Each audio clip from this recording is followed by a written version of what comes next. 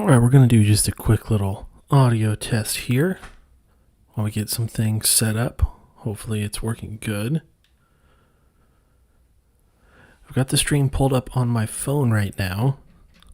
I've got my AirPods in, so hopefully I'll start hearing the sound any minute now. Alright, sound is coming through on my phone and it sounds good. See, we got some people watching. So if you're watching in the pre-stream lobby right now, let me know if it sounds good for you. It sounds good for me, so fingers crossed. That sounds good for everybody.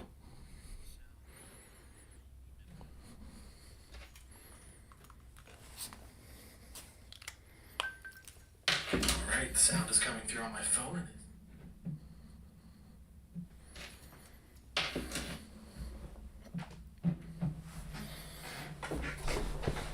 Alright, I think we are ready to get started here. So we will start. Grady Horn says sounds good. Awesome. Great to hear that. Let's get started. Oh, my hat is showing too much of my big Peyton Manning forehead. Let's fix that.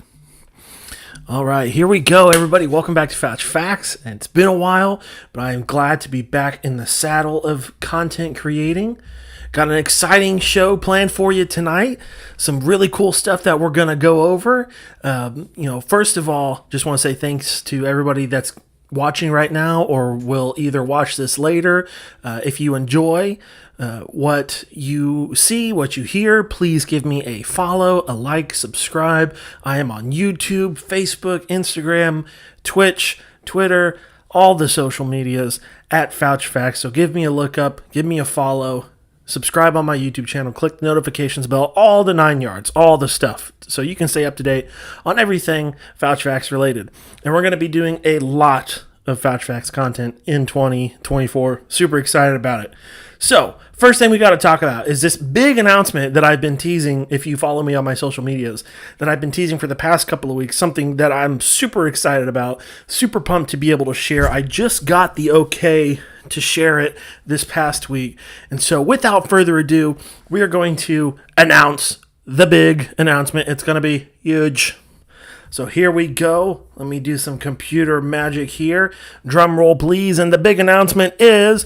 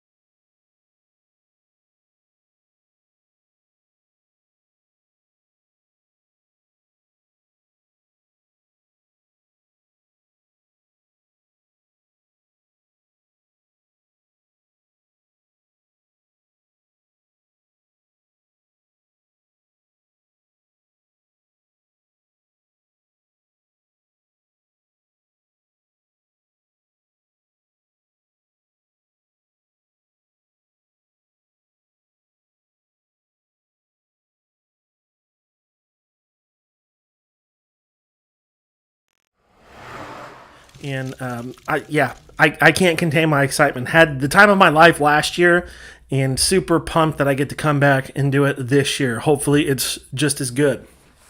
All right, let's get into the meat of the discussion for today's show. Grady says sounds good. Mom says sounds good. Mom says can't hear. Sound? There's no sound. Why is there no sound? That's not good.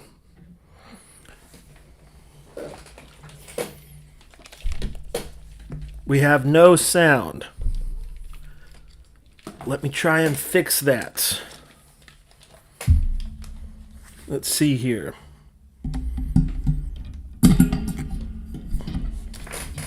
Let's do some finagling stuff. 1 second, everybody. I will be right back.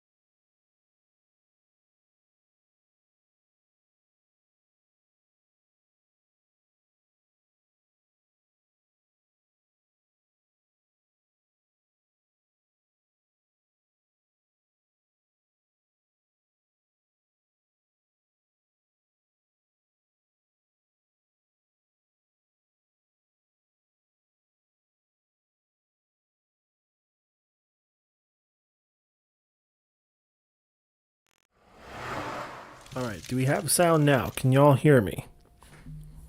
Grady says sound went away on the announcement slide. Let's see if I can fix that really quick.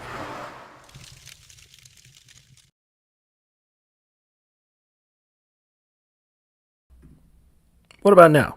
Is there sound now? I think I fixed it. Let me know. I think it was because I didn't set up the microphone on this particular scene. Still getting used to some Streamlabs stuff, but that's all right. Do we have sound now for those of you watching? I can hear it through my headphones, so I'm going to assume that you guys can hear it, but I'll just kind of sit around here for a second. Can we hear the sound on the announcement slide now? How's it sounding? How's it looking? I promise I know somewhat of what I'm doing, but not too terribly much.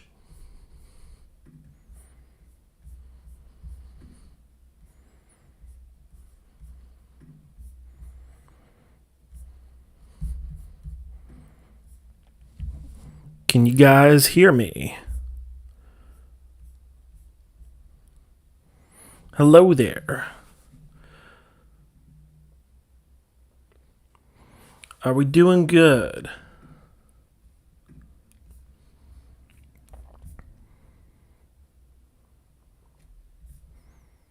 Is it working now? For those of you watching, I need some eyes and ears. We can hear now. Yes, people can hear now. Great. I think there's a little bit of a lag, like a few minutes. So, all right. We're just going to pretend like the past 5-ish, 10-ish minutes or however long it was didn't happen. And so, yeah, big announcement. I'm coming back to Indiana Comic-Con. I swear I know what I'm doing to some extent with this stuff. Kind of, sort of, not really. It's a work in progress, all right? So just bear with me. But yeah, I'm going back to Indiana Comic-Con this year. Super excited about it. Last year I had the opportunity to go back and play the piano in a performance. I hosted my own panel at the convention, and it was the time of my life. And I have the amazing opportunity to come back this year and play the piano again for Indiana Comic-Con 2024. I'll be hosting my own panel again, the Fouch Fanfares Piano Tribute Panel. It'll be happening Friday, March 22nd at 7 p.m. in room 241 of the Indiana Convention Center. It's going to be great. Basically, what I'm going to be doing is playing the piano, some covers of some iconic soundtracks from films, television shows, video games, some of my personal favorites, and hopefully there's some of your favorites as well. Some of the films that I'll be paying tribute to include selections from the Marvel Cinematic Universe, Pirates of the Caribbean, obviously Star Wars, and many more films. Some television shows that I will pay tribute to will include themes from hit shows like Game of Thrones, Hawaii Five-0, The Office, Scooby-Doo, The Brady Bunch, some of the best TV show themes of all time. And then I'll also be doing a piano tribute to the greatest video game soundtrack, in my opinion, of all time. Marty O'Donnell composed it for the original Halo trilogy. Yes, Halo, I believe, is the best video game soundtrack of all time. Can't wait to show and share that performance with you guys. If you're interested to hear and come watch me play at Indiana Comic Con, again, I'll be performing Friday, March 22nd at 7 p.m. in room 241 of the Convention Center. My particular panel is free to go to, but you do have to buy an admission ticket to the actual convention to be able to get in. Some of the panels at the convention you have to pay and get passes to go to. Mine is free as long as you have an admission ticket to the actual convention itself. And you can purchase those on the Indiana Comic Con website. Look them up on Facebook, Google them. I'll drop the links on my social medias so you guys can visit the website. And if you want to buy tickets, you can buy tickets. I highly encourage you guys to go out to the convention. I had a great time last year. They had a ton of awesome guests last year, but this year is actually I believe it's the 10th anniversary of Indiana Comic Con this year, and they have a star-studded lineup of celebrity guests there. Hayden Christensen is going to be there. I'm going to get to meet him. It's going to be awesome. Can't wait to do that. You're going to have other big-name guests like Jodie Benson, the voice of Ariel from The Little Mermaid. You're going to have... I can't remember the actor's name, but the guy who plays Vecna in Stranger Things is going to be there. Tom Welling, Superman Clark Kent from the Smallville TV show is going to be there. It's going to be awesome. It's going to be great. I can't wait to go there as a fan of Comic-Con myself, but also I can't wait to go there to be able to perform. So again, if you want to come watch me perform at Indiana Comic-Con, if you just want to come to the convention itself, you can get tickets at the Indiana Comic-Con website. I'll post links later on my social media pages. Again, you do have to have an admission ticket, but my particular panel is free to watch once you get into the show. Okay, now we're going to get into the nitty-gritty of the show tonight, the main parts of the discussion, and that is going to be centered around Star Wars. Obviously, I'm a huge Star Wars nut, in case you couldn't tell from behind me, my beautiful display case of memorabilia and collectibles.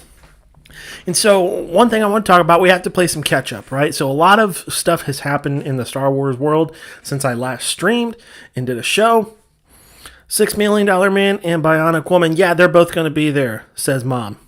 You know, not really sure what those things are. I don't know if that shows my age, how young I am, but sure, cool. If you're into that stuff, it's going to be great. But yeah, back to Star Wars. A lot has happened since I last did a stream and last did a video, and the biggest things that I need to talk about is the Ahsoka show. Ahsoka Tano is one of my favorite Star Wars characters. For those of you who might not know who she is, she was the Padawan apprentice of Anakin Skywalker during the Clone Wars, and after Order 66 and the fall of the Jedi and the Republic, she became a leading figure in the Rebellion. Great character, great story, well deserved to get her own show. And so let's talk about the Ahsoka show for a little bit. What did I like about the show? The biggest thing that I like is the story. I thought the story was fantastic, and it served as a perfect balance of a standalone TV show for Ahsoka, while also being a continuation of the Rebels animated show from a few years ago. Ahsoka was really great. I thoroughly enjoyed it. The story was great. I really loved how they gave Ahsoka a lot of different conflicts. You know, some personal conflicts that she had was with Sabine, the master-apprentice relationship. That's always a great dynamic to see in Star Wars. I think Ahsoka and Sabine had a great dynamic in this show. It was kind of echoing that of Luke and Yoda from the original trilogy. Anakin and Obi-Wan from the prequels, where you have, the headstrong, cocky, overconfident student who wants to just, get in there and just learn everything and do everything. But you have the wise, patient, and sometimes overly critical and overly strict master. Obviously Ahsoka being the master, Sabine being the apprentice. But again, I thought it did a good job of echoing the relationships that Luke and Yoda had, and then also Anakin and Obi-Wan. So that was a great aspect of the story that I enjoyed. I also liked the conflict that Ahsoka had within herself throughout the show. A big focal point for her was kind of finding her purpose, right? She has been forced to fight pretty much most of her life. She was like a young teenager when the Clone Wars started. She was like 14 or 15 years old when the Clone Wars broke out during the prequel timeline. And so she's been forced to fight pretty much as a child soldier ever since she's been alive. And obviously we know how the story of Star Wars goes in the prequels, where the Empire rises and Order 66 and Palpatine takes over, declares himself Emperor, and him and Vader purge the Jedi Order. And so Ahsoka has to go on the run. She went from fighting in a war to now fighting for her life, being a survivalist. And then she eventually gets wrapped up into the rebellion and has to be a freedom fighter for the rebellion. So she's been fighting her whole life. And this show does a really good job of getting into that mindset of her just being tired of fighting and not wanting to do anything anymore. And instead, just pretty much wanting to give up, essentially. And this really comes to light in episode 5 of the Ahsoka show. And I think episode 5 was the best of the series. And I'm not just saying that because Hayden Christensen returned as Anakin Skywalker, even though that is a huge part of it. But I really think episode 5 dives into the meat of the story of Ahsoka's character. I love how we did get to see Anakin come back and how we got to see him as the chosen one, who he is actually supposed to be. In the prequels, we saw Anakin, the Jedi Knight. In the original trilogy, we saw Darth Vader, the Sith Lord. But now in this Ahsoka show, we get to see Anakin as the chosen one, being able to balance the light side and the dark side within himself to help teach Ahsoka one final lesson. It was great. And I plan to dive into more the importance of Anakin's role in the Ahsoka show as the fully realized chosen one and what it could mean for the future of Star Wars. I think there's a lot of potential there, and the fans are welcoming Hayden back to the franchise. Well-deserved, much needed for the guy. He's awesome. Glad to see him finally getting the respect he more than rightfully deserves. Hopefully they capitalize upon that going forward. But back to the Ahsoka show. Let's get into some things that I didn't like. One thing that I didn't like really that surprised me was the character of Sabine Wren. And I don't know if it was just the way that Sabine was written. I don't know if it was the performance of the actor or what it really was, but I really like Sabine in the Rebels animated series, but I just didn't like her that much in the Ahsoka show. And I don't know if that's how it was intended to be, if I'm not supposed to like her in the Ahsoka show, or, again, if it was just, bad writing, bad acting, bad directing, whatever it was. Not a fan of Sabine in this show. Also, another thing that I was not a fan of actually was one of the things I was most excited to see in this show, and that was Grand Admiral Thrawn. Now, I'm going to show how much of a hardcore Star Wars sweaty I am by talking about Grand Admiral Thrawn and saying he's one of my favorite Star Wars villains of all time. But I felt like his presence in the Ahsoka show was very underwhelming. He was great in Rebels when he got brought back into the current Disney canon. I still think he wasn't as great as he was in the Heir to the Empire books by Timothy Zahn from the 90s, but still a nice echo of that. But the Ahsoka show, his performance and his character in the Ahsoka show, I felt like wasn't as good as it was in Rebels, and certainly not as good as it was in the books. Hopefully that's because we didn't get a whole lot of him in Ahsoka, and they're saving the good stuff for Dave Filoni's Heir to the Empire movie. But something that I was surprised to be displeased with was the character of Ahsoka. Another small thing about the Ahsoka show that I didn't like was the character of Marok.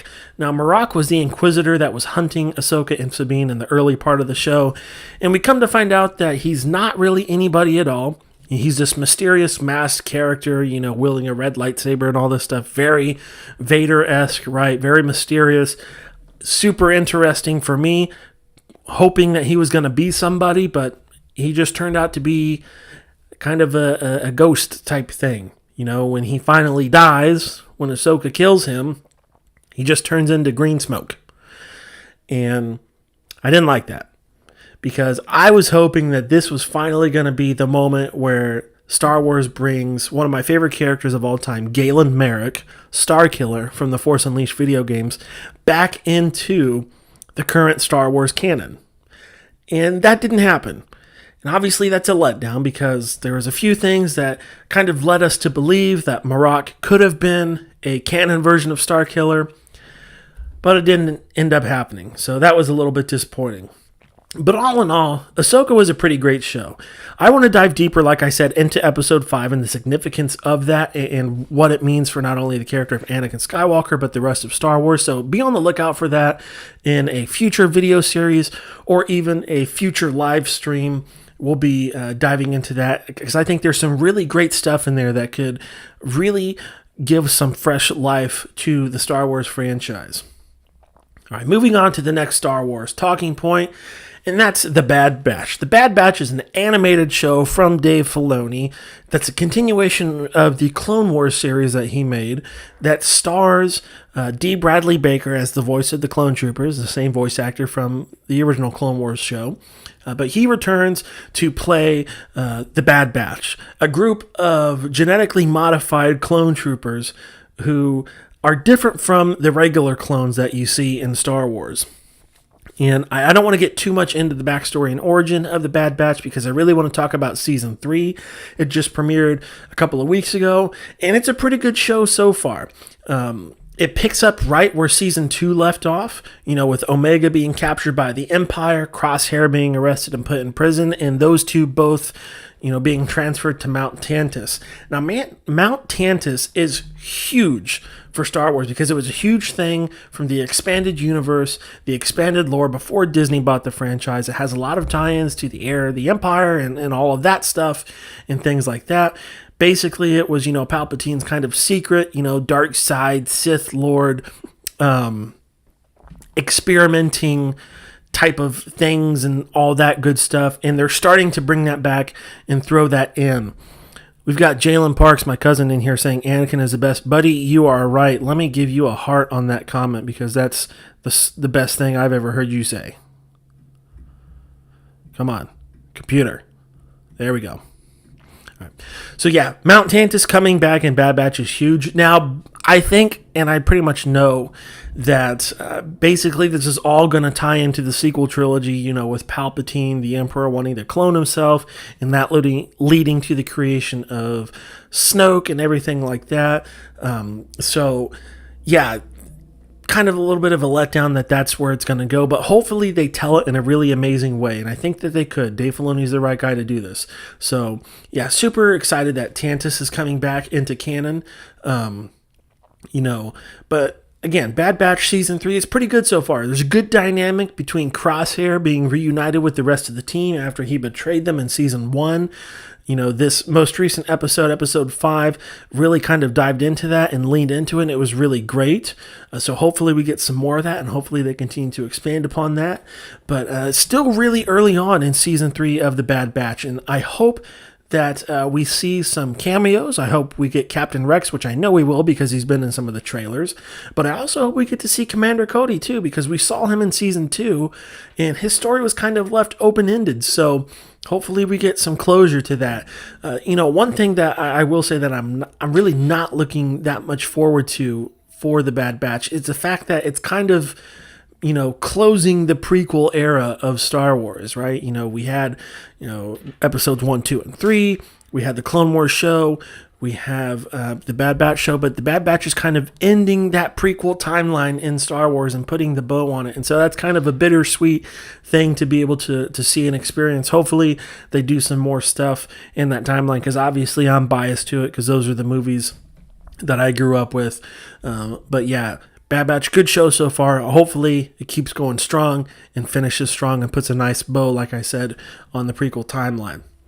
In other Star Wars news, there have been rumors of a what-if style show coming to Star Wars. So if you don't know what If is an animated show for Marvel that's on Disney Plus, and basically it's sort of like fan fiction come to life, right? It's these alternate realities, these alternate characters, different versions of stories that we see.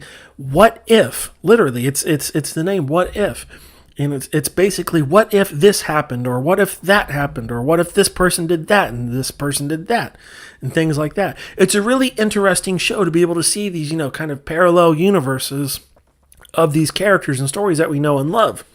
And so there's rumors going around that Star Wars is getting a What If show. And I, for one, would love that. As a fan fiction writer myself, I think this is a great thing, because basically it is fan fiction brought to life. And this would be fantastic for Star Wars, not just from the standpoint of how awesome the stories could be, but this would be exactly what the franchise needs right now. Star Wars as a franchise is kind of in this state of limbo. It's up and down, right? There's a lot of stuff to be excited about, but then there's also not a lot of stuff to be excited about. We're kind of in this state where there's not a whole lot of new content coming out right now, and we're going to have to wait, another year, 2 years, 3 years for movies to come back and shows to come back. And it's kind of a dry spell right now for Star Wars. But if they do a What If show, this could help breathe new, fresh life into the franchise to keep it going and to help the fans hold on to something for Star Wars to stay relevant. So, what would I love to see in a Star Wars What If fan fiction style show? Here's a couple of ideas. What if Obi-Wan Kenobi lost to Darth Maul and Qui-Gon Jinn trained Anakin? That would be really awesome. That could go a lot of crazy directions. I think Qui-Gon Jinn was the master that Anakin needed, in the father figure that Anakin needed. Obi-Wan was kind of rushed into the role because, if you think about it, in The Phantom Menace, Obi-Wan Kenobi, he was a Padawan. He was an apprentice, right? And really only gets promoted to Jedi Knight because he defeated Darth Maul at the end of the movie, and it was kind of Qui-Gon's dying wish for him to train Anakin. So he really wasn't suited for the role and was kind of put in an unfair position. I love Obi-Wan Kenobi. He's one of my favorite characters. This is in no way a diss to to Obi-Wan. But he really was kind of set up for failure, right? And so I think Qui-Gon could have been the teacher and father figure that Anakin Skywalker needed, and things would have played out a lot differently. I would love to see what it would have been like had Qui-Gon Jinn train Anakin Skywalker. Another what if idea that I would like to see. What if Shmi Skywalker never died? Shmi is obviously Anakin's mother, and her dying in Episode 2, Attack of the Clones, being murdered by the Sand People, was a huge focal point for Anakin becoming Darth Vader, because Anakin, after he finds his dying mother, and after she dies in his arms, he goes and slaughters that whole entire village of Tusken Raiders, and this was the first step, the first major step that Anakin takes to becoming the most feared Sith Lord next to Palpatine in all of Star Wars history. So that would be cool. What if Anakin's mom never died? What if he was able to save her? Another idea that I would like to see in a Star Wars What If show. What if Order 66 failed? That could be awesome. What would happen if Order 66 failed? Obviously, Order 66 is heartbreaking, right? And every time I watch Revenge of the Sith, I wish that it wouldn't happen. I wish somehow it could be stopped, somehow it could be saved. Right? But that's just, not the case. So how would that look? What would that look like? How could Order 66 have been stopped? I think it's possible, and I'm actually working on a fan fiction to make for a future video so I can tell my version of that story. So that would be awesome. What if Order 66 failed? Another idea for a what if show is, what if Ahsoka was able to stop Anakin from turning to the dark side? And that kind of ties back into what if Order 66 failed. I think that would be really cool. A really cool story to get into, and I think that would be really awesome to see. What if could Ahsoka even stop Anakin from turning to the dark side? I think it's possible. Another what if that I would like to see from Star Wars is, what if Leia was trained to be a Jedi instead of Luke by Obi-Wan and Yoda? So what if, Obi-Wan and Yoda trained Leia instead of training Luke in the original trilogy? That would be fun to see. What if Boba Fett killed Han Solo in Empire Strikes Back, right? What if freezing Han and carbonite fails, but Boba ends up killing him? That would be interesting to see. What if the Emperor killed Darth Vader at Return of the Jedi and trained Luke as a Sith apprentice? That would be really, really awesome to see. Right? What if Ben Solo never turned to the dark side? What if he never became Kylo Ren? There's a ton of great stories that could be told in a Star Wars what if. And I hope that this gets made. I hope there's, some grains of salt of truth to the rumors. And I hope this actually gets done. All right. So I've been talking about Star Wars a lot. It's my favorite thing to talk about. It's my favorite thing to just do. Watch movies, play video games, play music, whatever. I love it. But let's talk about something different, all right? Let's change the scenery a little bit. The next part of the conversation for the show tonight is something that I announced is I want to talk about how I would reboot the Marvel Cinematic Universe. Now, I love the MCU. I love Marvel, but it's no question that the current state of the Marvel Cinematic Universe is kind of doo-doo, right? It's crap. Phases 1, 2, and 3 were fantastic, but phases 4 and 5 have just been utter dog poop. Grandma and Grandpa Parks here. Hi, Mama and Papa. Hope you guys are doing good. Love you guys. But the new Marvel stuff, the shows and the movies, are just not good. There's a few hidden gems. Loki obviously has been good. Spider-Man No Way Home was fantastic. Shang-Chi was pretty good. Black Panther Wakanda Forever was all right. But everything else has just been either highly controversial or has just outright stunk like dirty gym socks, right? So what's the problem? I think it's a combination of Marvel not focusing on the stories and just trying to pump out product as fast as they can. And so how would I fix this issue? I think the answer is to reboot Marvel, right? Marvel was in a very curious predicament after Avengers Endgame, right? And after Spider-Man Far From Home, because you tie up the phases 1, 2, and 3 in incredible fashion, but now you're in this awkward stage of having to continue the story, but you're still going to be overshadowed by what came before with how successful it was. So if it were up to me, I would just reboot Marvel completely. And this is how I would do it. You have to have a foundation. The foundation for the MCU in phases 1 through 3 was Tony Stark as Iron Man, Steve Rogers as Captain America, and Thor, right? That was the base of phases 1 through 3. We need a similar base to lay the foundation for a rebooted Marvel Cinematic Universe, and there are 3 clear choices to mirror the Iron Man, Captain America, and Thor foundation from phases 1, 2, and 3. The foundation for the rebooted MCU has to be Spider-Man, the X-Men, and the Fantastic Four. All right, so let's get into Spider-Man. Spider-Man is the most popular and the most profitable Marvel superhero of all time. Right? You can make an argument for Tony Stark's Iron Man, but if we're just talking all-time Marvel comics, shows, cartoons, toys, whatever it is, it's Spider-Man. Whatever you put Spidey on, it's going to sell. And so if you want to reboot the Marvel Cinematic Universe, you would be stupid to not build it around Spider-Man. So if I made a Spider-Man film, what would it look like? Well, there's been some rumors going around that Tom Holland's Spider-Man 4 is going to take the character back to his grassroots of being a street-level crime fighter, and I think that is perfect. That is what they should have done all along. I am not opposed to seeing these big action summer blockbusters where Spidey fights these big bad villains and everything, but that's not how the character started. In the comics, what made Spider-Man great was the fact that Peter Parker was a teenager trying to be a superhero, right? And he was started off fighting these street-level crime people, like Kingpin and gangs and stuff like that.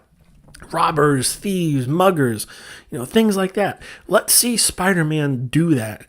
And so I said Kingpin, right? And so for this Spider-Man movie, if I rebooted the MCU, Kingpin would be a huge focal point. He would be the main villain in my Spider-Man movie. And, my Spider-Man film would be called Spectacular Spider-Man. We've gotten, just plain Spider-Man from Sam Raimi in the early 2000s. We got The Amazing Spider-Man by Mark Webb in, 2012 and 2014. And then we have, the Spider-Man Homecoming trilogy that we got, with what's his name? I can't remember.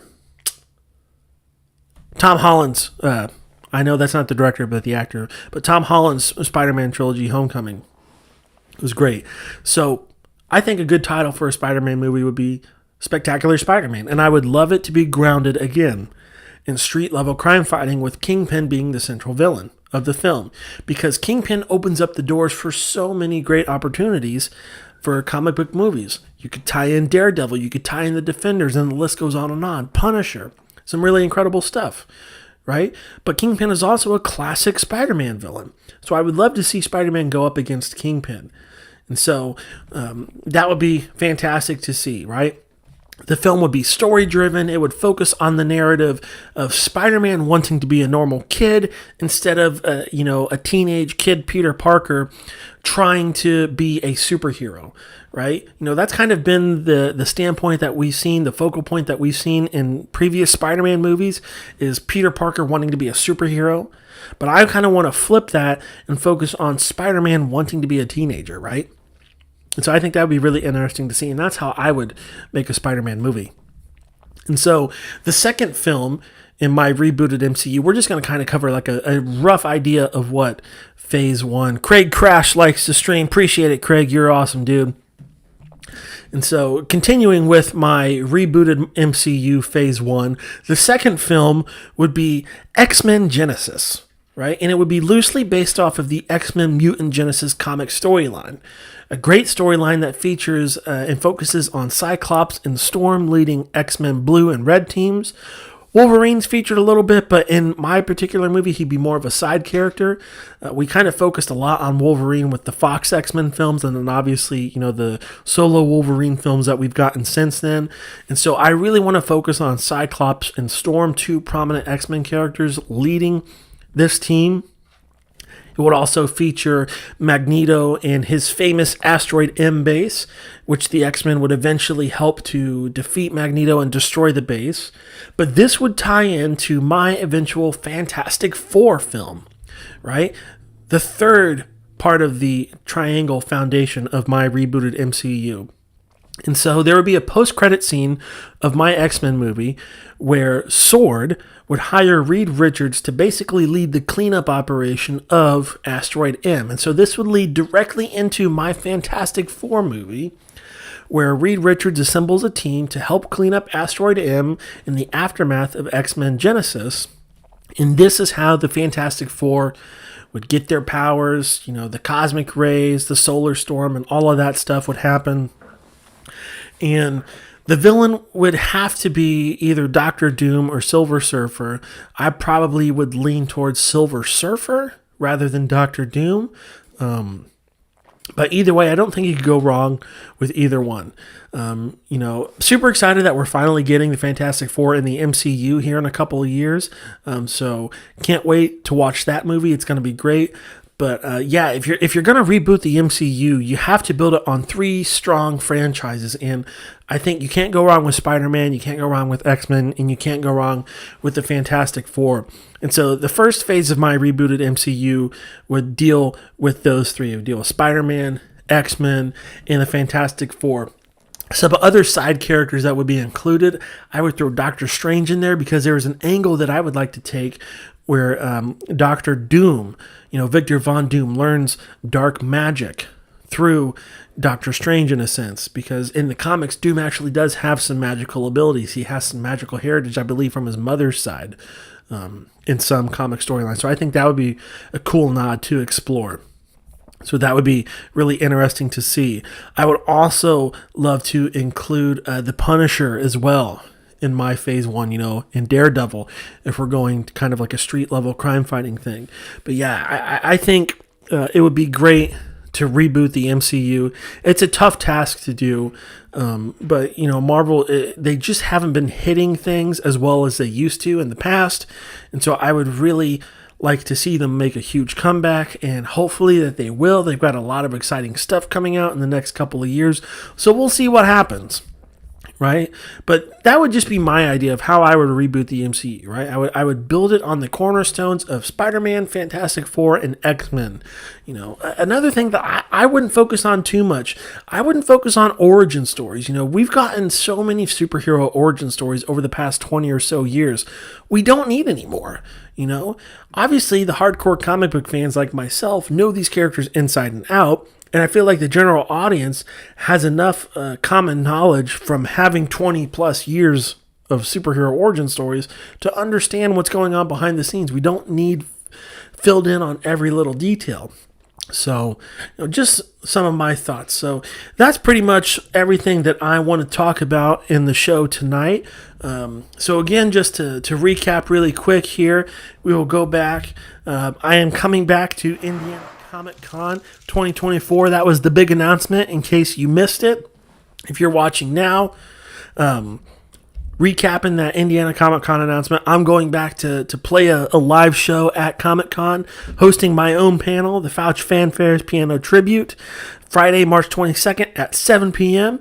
in room 241 of the Indiana Convention Center. Super stoked, blessed, excited, and humbled to be able to come back and perform again. My particular panel is free to go to as long as you have an admission ticket into the comic convention itself, which you can purchase on the Indiana Comic Con website. I will post links to my social medias in case you are interested in going to that. Aside from coming to watch me play, which, you don't have to do by any means, but it's a great show.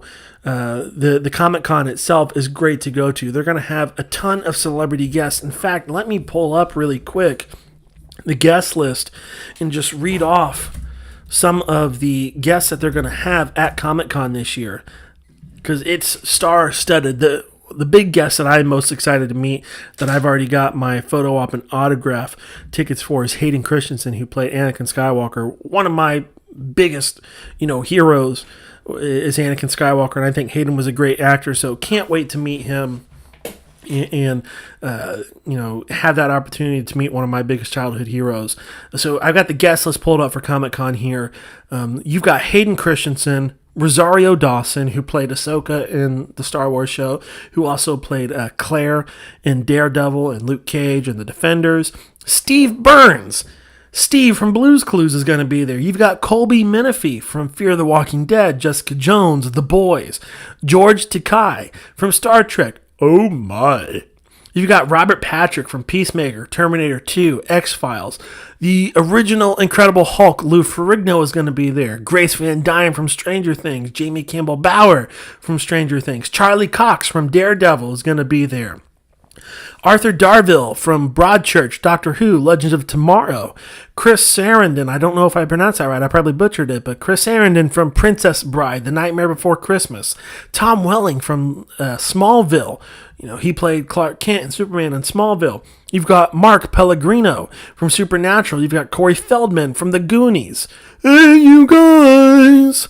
You've got Shameik Moore, the voice of Miles Morales in Into the Spider-Verse. You've got Mary McDonnell from Battlestar Galactica, The Fall of the House of Usher. Danielle Panabaker from The Flash. Randy Quaid, Cousin Eddie from National Lampoon's Christmas Vacation. John Rhys Davies from Lord of the Rings, Gimli. Indiana Jones. You've got Edward James Olmos from Battlestar Galactica, Timothy Odmanson from Psych, Maggie Lawson from Psych, Felicia Day from Mystery Science Theater 3000 and Supernatural. You've got John Cleese from Monty Python, Wilson Bethel from Daredevil. You've got Will Wheaton from Star Trek. You've got John Bernthal from Daredevil, The Punisher, Shane from The Walking Dead, Anthony Daniels, ladies and gentlemen, an OG Star Wars actor. Anthony Daniels, the voice of C-3PO and the actor of C-3PO from anything Star Wars, is going to be there. He's going to be really fun to meet. Tom Cavanaugh from The Flash. You've got Manu Bennett from The Hobbit and the Shannara Chronicles. You've got Emmanuel, I don't know how to pronounce that, Viguire from Lost Girl in Smallville. You've got Jacob Romero from One Piece, Samantha Smith from Supernatural, Richard Karn from Home Improvement, right? Tim Allen's sidekick from Home Improvement. That's pretty nostalgic 90s show right there. Debbie Dunning from Home Improvement. You've got Lindsay Wagner from The Bionic Woman, The $6 Million Man, Lee Majors, The $6 Million Man, We've got John Schneider. He was Clark Kent's dad in Smallville. He was also in The Dukes of Hazzard. You've got Bruce Greenwood from Star Trek. You got Nolan North, iconic voice actor for Assassin's Creed, The Last of Us, and Uncharted. You got Faye Mata from Fate Apocrypha. I don't know how to pronounce that. Miraculous Tales of Ladybug and Cat Noir. You've got Taylor Gray, the original voice of Ezra Bridger from Star Wars Rebels. You've got Sean Chiplock from Genshin Impact and Persona 5. Ryan Bartley from Miraculous Tales of Ladybug and Cat Noir, Pokemon, Sonic Frontiers. You've got Gray Delisle, a voice actor from Batman Arkham City, Scooby-Doo, Transformers Revenge of the Fallen. She was also the voice of Azula from Avatar The Last Airbender. Great show, just finished rewatching that, by the way. Ken Page from The Nightmare Before Christmas. Alejandro Reynoso from Castlevania and Pokemon Horizons. Spencer Grammer from Rick and Morty. Vanessa Marshall, voice of Harley Quinn, Star Wars The Bad Batch, and Spectacular Spider-Man. Vanessa Marshall voices Harrison Dula in Star Wars Rebels and The Bad Batch. Greg Baldwin, who stepped in as the voice of Uncle Iroh after, rest in peace, Mako passed away. Legendary voice actor Mako was, but Greg Baldwin did a fantastic job stepping in to voice Uncle Iroh. And then Jodie Benson is also going to be there, the voice of Ariel from The Little Mermaid. So a star-studded cast, to be sure, of celebrity guests. It's going to be awesome to me. They've got a little bit of everything, right? Some Star Wars, some Supernatural, some Marvel stuff, some classic TV show stuff. It's going to be a fun time if you're a fan of comics and anything like that. And again, I'll be performing there. If you want to come see me and want to come watch me, it's going to be fun. It's going to be great. Again, I'll post the links to get tickets to Comic-Con if you want to go, and it's going to be a good time. So that pretty much, ladies and gentlemen, concludes my show tonight, the Fouch Facts live stream. It was good to be able to come back and do this again. I had a lot of fun. Really excited to pump out some more content and start doing these live streams regularly again and get back to making videos. So we will end the stream there. Hope you guys enjoyed it. If you did, follow me on social media. Subscribe to me on YouTube. I'm on YouTube, Facebook, Instagram, Twitter, Twitch, TikTok. Just look up Fouch Facts. Oh, almost forgot. Here in about an hour or so, maybe an hour and a half, a couple hours, I will be going live on Twitch, streaming some gaming. We'll play some Star Wars Battlefront 2.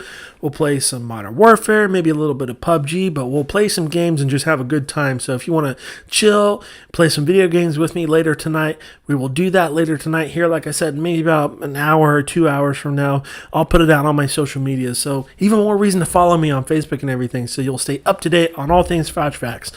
Thank you, everybody who came out to watch this stream tonight. Thanks for conversing with me in the comments and everything. Appreciate every single one of you guys. You are awesome. You are amazing. Can't wait to see you next time on Fouch Facts. We'll see you later.